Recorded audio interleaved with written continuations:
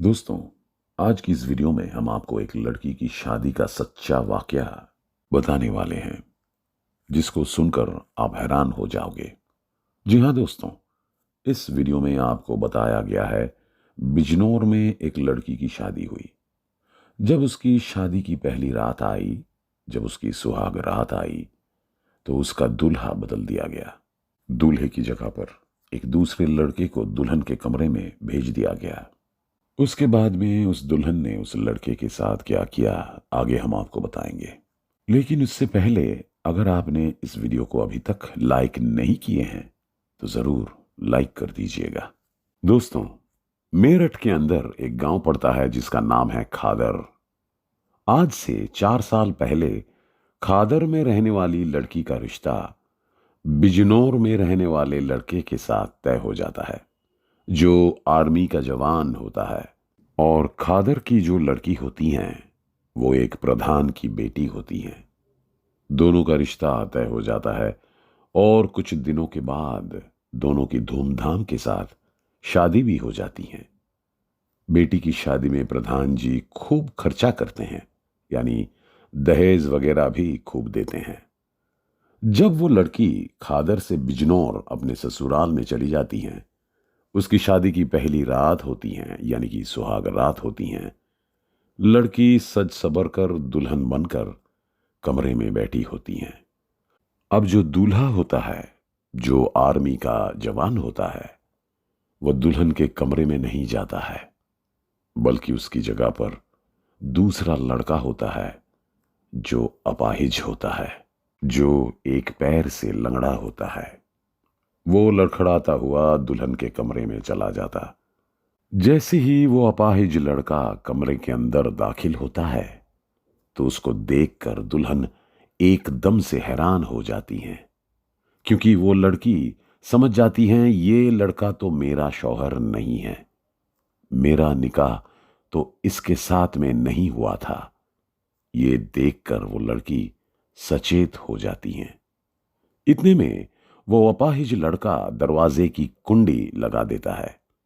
ये देखकर दुल्हन एक बार तो बहुत डर जाती हैं, मगर फिर हिम्मत करके वो खड़ी होती हैं।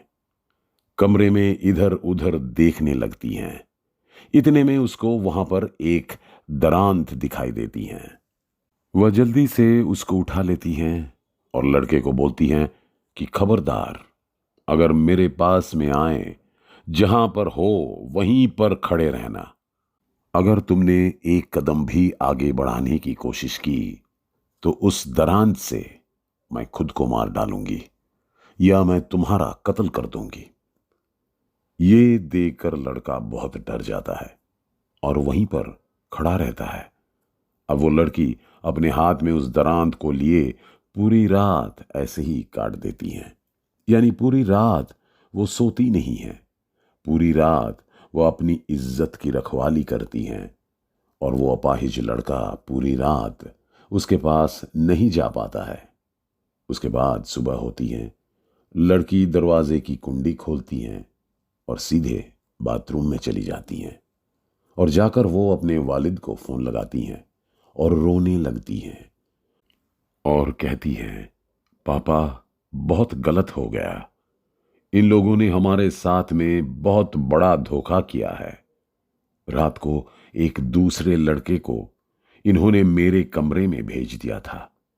ये सुनकर लड़की के बाप को बहुत गुस्सा आया और पूछने लगा, बेटी, कहीं तुमने इज्जत को दाग तो नहीं लगने दिया है? तो बेटी बोली, नहीं पापा, मैंने पूरी रात अपनी इज्जत की रखवाली की है। अपनी जान हथेली पर रखकर उसको अपने पास नहीं आने दिया। लड़की का बाप कहता है, बेटी, मुझे तुझ पर गर्व है, तुम चिंता मत करो, मैं अभी आता हूं।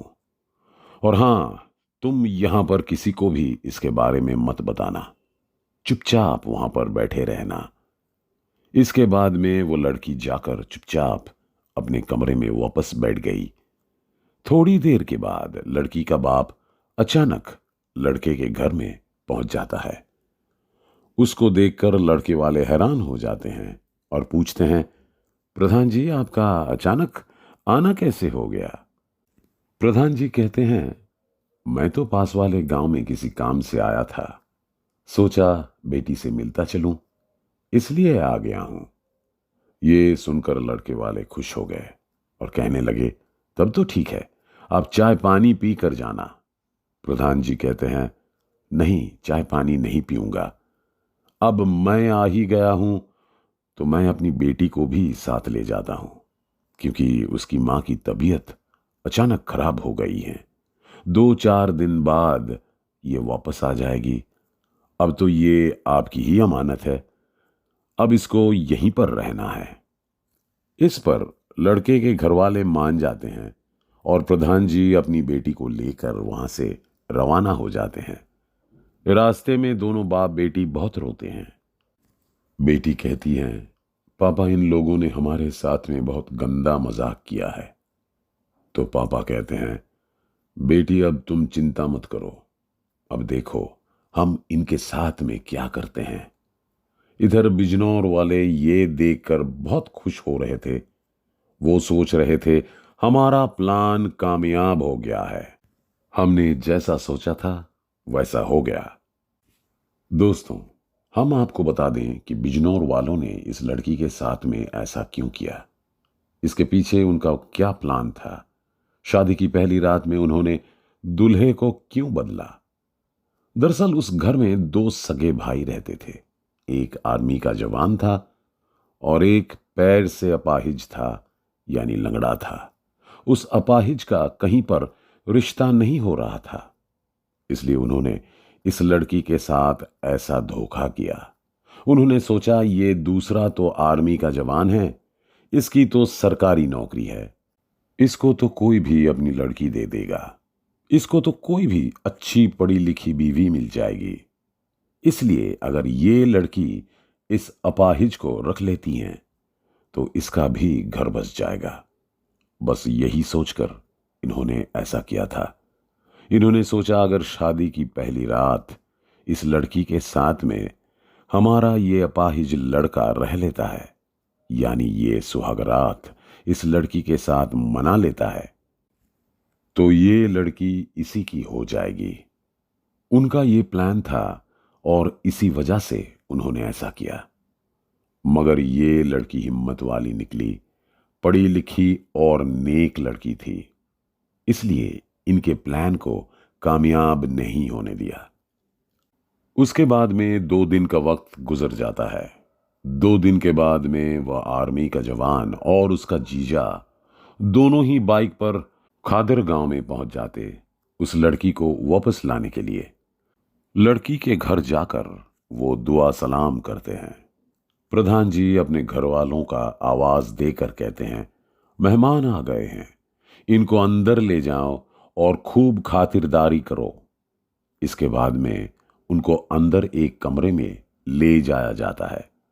वहां पर 3 से 4 लोग पहले से मौजूद होते हैं। अंदर जाते ही वो लोग उनको पकड़ लेते हैं, उनके हाथ पांव बांध देते हैं, उनकी खूब अच्छी तरीके से लाठी डंडों से पिटाई करते हैं, क्योंकि प्रधान जी के घर वालों को काफी गुस्सा था कि ये लोग हमारी बेटी के साथ में इतना घिनौना गुनाह करने जा रहे थे। इसके बाद में 2 दिनों तक इन लोगों ने उनको खूब मारा पीटा। इधर बिजनौर में उनके घर वाले परेशान हो जाते हैं, अभी तक वो वापस क्यों नहीं आए। फिर वो प्रधान जी को फोन लगाते हैं और पूछते हैं, हमारे लड़के बहू को लेकर वापस नहीं पहुंचे हैं, क्या बात हुई, सब कुछ ठीक तो है ना। प्रधान जी कहते हैं, सब ठीक है, बस उनका यहां पर मन लग गया है, इसलिए वह यहां पर रुके हुए हैं। ये सुनकर बिजनौर वाले खुश हो जाते हैं और कहते हैं, तब तो ठीक है। फिर ऐसे करते करते 2 दिन का वक्त और बीत जाता है। ये देखकर बिजनौर वाले और परेशान हो जाते हैं और सोचते हैं, कुछ तो बात जरूर है। बस यही सोचकर वो अपाहिज लड़का और उसका बाप भी खादर में लड़की के घर पहुंच जाते हैं। फिर उनको भी घर के अंदर उसी कमरे में ले जाया जाता है जिसमें उन दोनों को बांध रखा था, अंदर ले जाकर उनको भी वैसे ही बांध दिया जाता है। उनकी भी वैसे ही खूब पिटाई की जाती जिस तरह से पहले वालों की हुई थी। फिर 2 दिन का वक्त और बीत जाता है। फिर बिजनौर वाले फोन लगाते हैं और पूछते हैं, क्या बात है, जो भी जा रहा है वापस क्यों नहीं आ रहा है? प्रधान जी ने उनको सारी बात बताएं और कहने लगे, आपने हमारे साथ में इतना बड़ा धोखा क्यों किया? आपने हमारी बेटी के साथ में इतनी गंदी हरकत क्यों की? ये सुनकर बिजनौर वाले गिड़गिड़ाने लगे और कहने लगे, हमें माफ कर दो। प्रधान जी ने कहा, हम आपको माफ तो कर देंगे, मगर आपको हमारे घर पर वैसे ही आना होगा जैसे आप हमारे घर पर बारात लेकर आए थे।